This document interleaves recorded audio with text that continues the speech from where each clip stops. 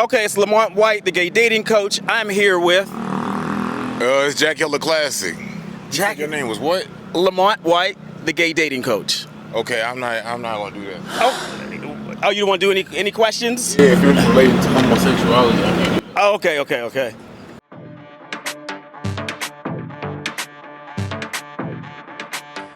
Hey, it's Lamont White, the gay dating coach. Listen, I'm in the studio right now. We have finally made it to an in-person podcast. No Instagram, no YouTube, using StreamYard. We're official today. So listen. I am doing a limited series about issues that matter to Black gay men. And today, you know how I do it. We are just going to dive right into some uncomfortable topics that really impact our communities. So if you want to have these types of conversations, make sure that you like, you comment, and that you share. And the most important thing is you got to subscribe, okay? You got to subscribe. All right, so today we're going to talk about navigating dating as a person living with HIV. Yes, we are. The gag is you're probably already dating somebody who's living with HIV, right? Some of you all have sex, and there's no judgment. Some of you all have anonymous sex and you don't even know the person's HIV status, but the next day then you ask questions. Yes, if this is uncomfortable for you, you might want to scroll by. I'm letting you know the trigger warnings are here now. However, if you want to stay for the conversation, you are more than welcome. Okay? All right, so I'm going to introduce my first guest. Let's welcome him to the stage. Raphael, how you doing? I'm doing excellent. Thank you very much for having me. Okay, listen, you are my first guest for an in-person podcast. Wow, what an honor. Thank you. Groundbreaking, okay? Yes, indeed. The bar is high for you, okay? I got you. Don't fuck it up. You won't fuck it up. I'm just messing with you. But no, I'm honored that you're here. Thank you so much for wanting to dive into this conversation with me. Yeah, no, I think it's an important topic, and I'm happy that you invited me to be able to contribute to it. Okay. Yeah. Well, tell us the people who are watching a little bit about who you are, where you're from, your dating situation, dynamics. Let's get a little bit into, who Raphael is. Yeah, so I'm 39. I am originally from Memphis, Tennessee. I've been in Atlanta since 2004 when I came for college. And I'm currently dating, involved with handsome young man. I see him over there. He's not on camera, but came for support. He gets points for that. Oh, yeah. Okay. Oh yeah, always. Yeah, we've been together about 2 years now, coming up on 2 years since we met. Awesome. Yeah. I was diagnosed with HIV in 2009. Okay. And have been living undetectable since about 2011 or 12. Okay. Okay. That's a lot of it. Listen, so he is letting you all know love is possible and that you can find it even after being diagnosed living with HIV. I think, and we're gonna get, and I'm about to jump way too far. Okay, Let's go. It's possible. But before we do that, can we play a little game? I love games. Okay. Well, this is it's a cringy game. I don't know what other games you play, Raphael, but I want you to reach into this jar, Sure. grab one of these jokes, and I want you to read the question, and then I want you to slowly read the answer. Slowly. All right. Okay, because it may take a moment for some people to understand what you're saying. So read the question and then go ahead and slowly give us your response. And it's cringy, people. It's cringy. All right. Question. Why don't emotionally available gay men get laid? Answer. Because they lead with, I'm in therapy, not you up at 2 a.m. Nobody wants healing when whole is on the menu. Nobody wants healing when whole is on the menu. Oh, yeah, nobody wants an emotionally available man late at night. Yeah. Yeah, probably not late at night, but often when that man is gone, it's exactly what you want. And so, yeah, When the yeah. lights come on the next Right, day right, at brunch, right, maybe. right. Yeah, Okay, yeah, okay, yeah. okay. So I want to, don't kill me for the joke, people. Don't kill me. Okay, okay. Yeah, that was Lamont's doing. It was Chat GPT. Okay.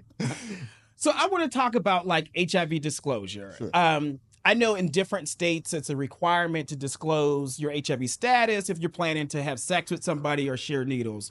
But that doesn't always translate into reality, right? So do you feel like is the responsibility of a person living with HIV that they have to disclose their HIV status, like even if they're undetectable? I think that it is a matter of situation by situation. Honestly, I think when I was first diagnosed, I often shared immediately. Over the years, I've kind of learned that in particular situations, I've been to a dark room in my life. Like I'm not, disclosing in Okay. that moment. So yeah, I think it depends on, the particulars of the relationship between the two people involved. So do you feel like if it's like anonymous sex, like at a park, a dark room, a sex party, guys are not disclosing? Probably not. And I wouldn't. Yeah. I guarantee you, like even and I have lived. Okay, I have there might be condoms, lube, and all that at those different venues. People are not asking, your HIV status or your STI status, or if you're married, if you're single.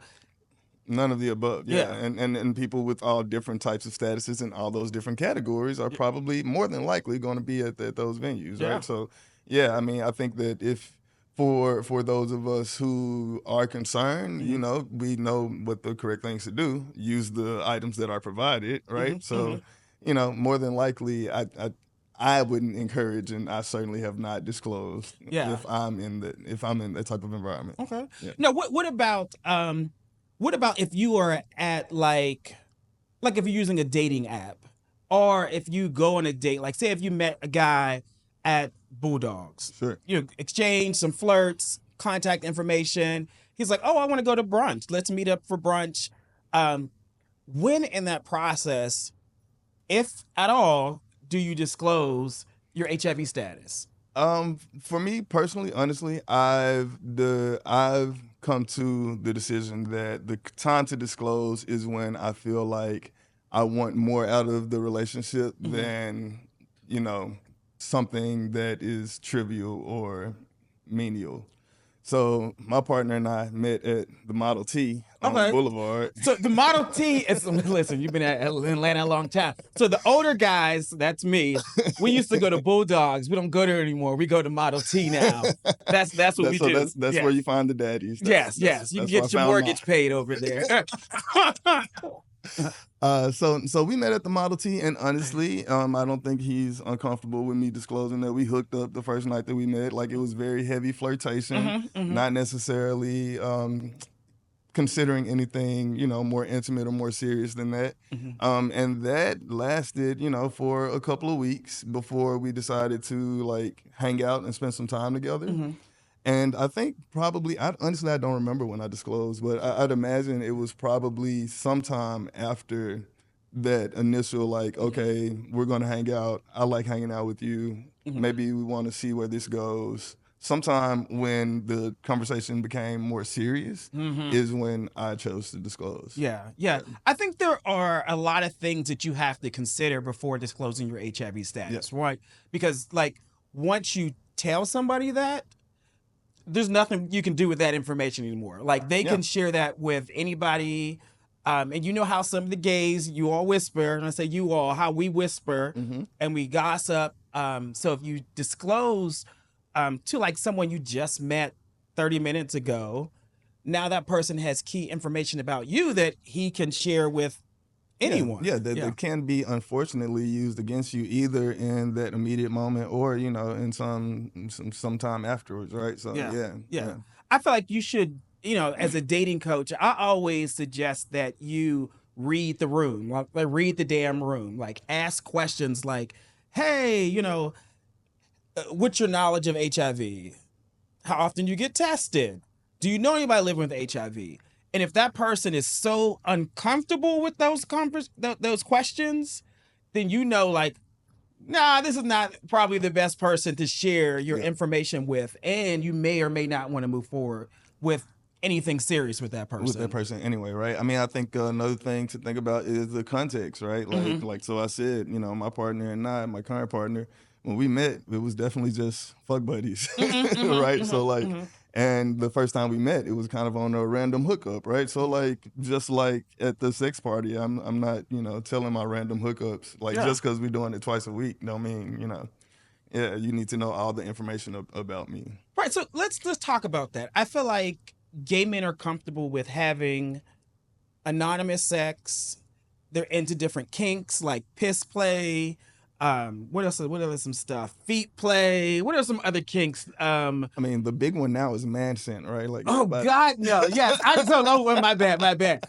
I like fresh out the shower. I know my husband likes, sweaty and whatnot. So we try to do a balance. I'm like, oh damn, he wants me to go run around the block and then come back. I'm like, okay, we're doing this, but so people like different things. So man scent is another kink, but I feel like we don't shame people for some of their kinks, but when someone's open and honest about living with HIV, there's like this hypocrisy. I'm keep it real with you. I'm not sure if it's the circles that I kind of, go in and out of, but I feel like a lot of the stigma, especially in particular circles in Atlanta, is not as strong. Like people are often already knowledgeable about U equals U. The fact that, if you're undetectable, then you cannot transmit the virus. It's U equals U. And so I personally have not ran into a lot of stigma either in dating or, in kind of friendship circles. So guys are more accepting whenever you disclose or just having friends having casual conversations. Yeah, absolutely. Yeah. Do you think it's a generational thing? Possibly. Or knowledge, or I honestly think it's more of a knowledge thing. I think it's a knowledge and exposure thing. I think that a lot of our Black gay community tends to be kind of segmented into socioeconomic strata and and kind of class strata, and where those things intersect with access to knowledge and exposure to, say, other cultures that may have similar behaviors that you see in ours, but not necessarily the same conversations around it, then I think that those things become a little bit easier to accept. Yeah. And I feel like, or I have seen it as a dating coach where it's like another hierarchy, like within the gay community, and particularly like with people will say like no fats, no femmes, and then there's now, well, if you're living with HIV, no, but then other people's are like they're totally fine with it. Yeah. I mean, and there's also you have to consider that within, again, particular socioeconomic strata, a lot of people are, say, on PrEP. Yes. Right. So like they talk to their doctors about this, and so they are less worried about it because they are not going around, asking a homeboy about information instead. Let's talk about this. Do you think there are some people who are living with HIV on dating apps will say, "Oh, I'm on PrEP," instead of disclosing their HIV status? Yeah, I think so. Yeah, I wouldn't be surprised if that's the case. What do you think that's about? I think it's about trying to hide from stigma, right? Like, even though stigma is, again, I haven't experienced it personally a lot of times, either when I disclose, I've had been on the apps and had my status on the apps. And so I haven't really necessarily run into stigma, at least not explicitly expressed. But I would imagine that people probably do it to avoid it. Yeah, and I do see that, especially from some of the things you just shared. Our community is becoming more open-minded and doing the research. Yeah, exactly. Yeah. Well, I did some street interviews in Atlanta, so I want to take a look at these different clips. I want you all to watch this quick little clip and let me know what you all think. It's Lamont White, the gay dating coach, and I'm here with Derek. Derek? Derek. All right, nice to meet you, Derek. And what's the dog's name? That's Mr. Deshaun. Hey, Mr. Deshaun. Okay. So I got some relationship questions I have for you, okay? Do you feel like HIV disclosure is required even if they're undetectable? Yeah, absolutely. Everybody needs to know what's going on. Okay. So kind of lead with that out the gate, kind of share that information. Yeah, totally. Okay. No. Like, I mean, I'm kind of, I would say I used to think that, but I think medication and this, like, education has come such a long way that it's become a lot less of a need. I mean, I think we were at that point where I think it needed to be, discussed, and people were a lot more open about it on their profiles. But, I think as long as you are doing what you're supposed to be doing, I really don't think it's relevant. Okay. Because I do believe undetectable is untransmittable, so I'm like, I don't think it always needs to come up. Right. I think it should be required because even though, let's just say it's undetectable, right? It could be a scare to that person from before. They probably change their behaviors and habits, especially with that scare. Okay. So really, I think it's a test of patience for each other than anything else. Yes. You say yes. Yes, Okay. immediately. Immediate, like first date conversation. I think it's a first date conversation, or at least a second date conversation, as long as those individuals are not getting physical. But I think if someone wants to make the choice as far as like, okay, that works for me, then you let them know up front, with anything. Yep. Shoot, it's like kids. I mean, it's a whole bunch of stuff that you need to let people know. First date, like, hey, this is what's going on. Yes. Yeah. Okay,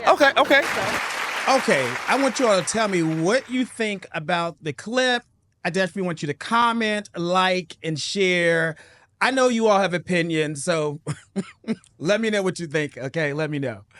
All right, so Raphael, I want to talk more about the U equals U, meaning undetectable, untransmittable. So CDC has done research ad nauseum. If a person who's living with HIV takes their medication consistently, if they're virally suppressed, and cannot give it, they can't transmit it to anybody, even if they have sex without a condom. Yep, that's correct. Yeah, from what I understand, sex without a condom. I'm not sure about blood exposure, but sex without a condom is a non-transmissible route for somebody that's undetectable, virally suppressed. Yeah. So guys will, I've seen on dating apps, they'll say, "Are you clean?"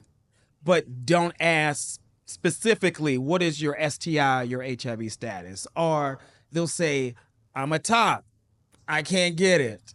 Or they will say all these things like, "Are you sure I can't get it?" Even though the research is out there.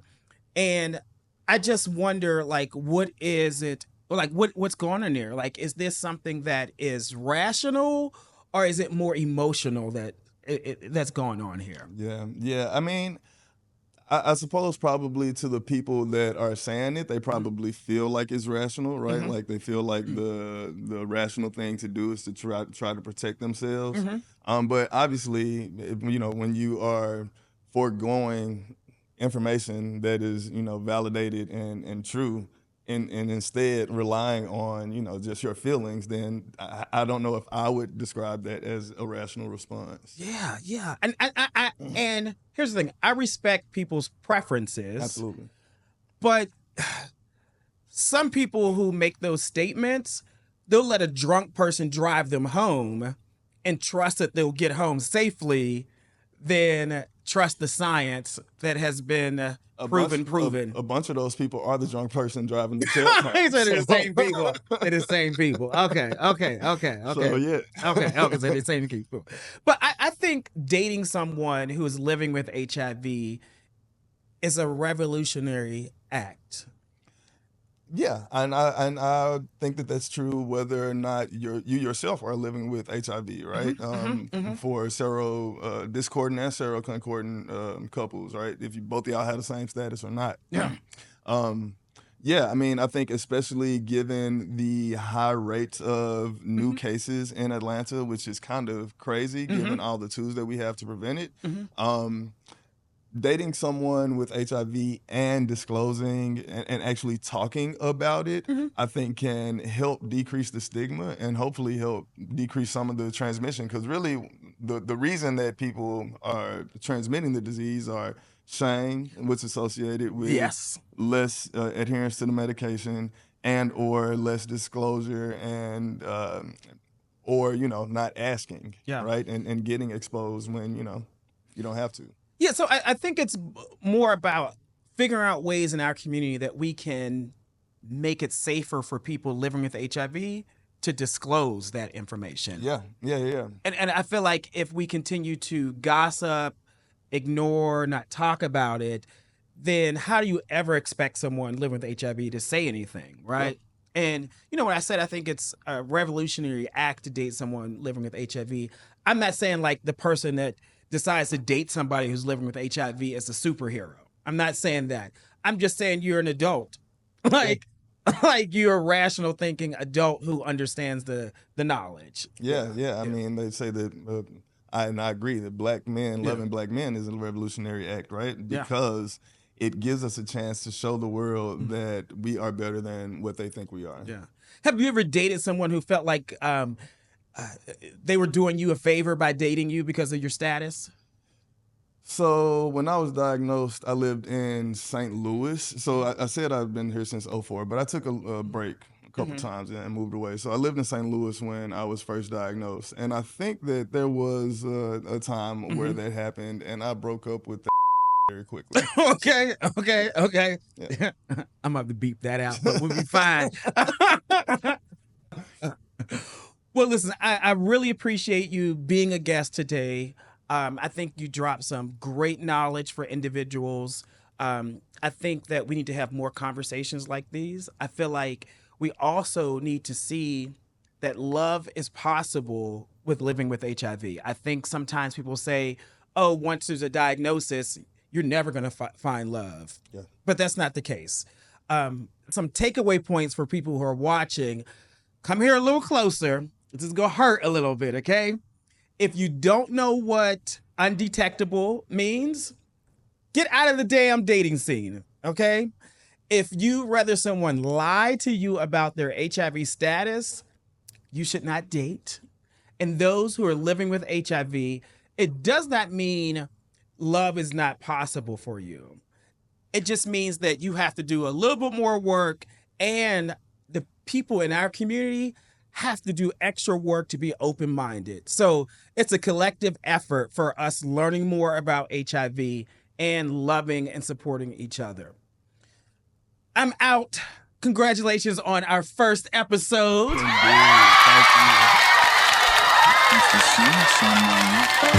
Thank you.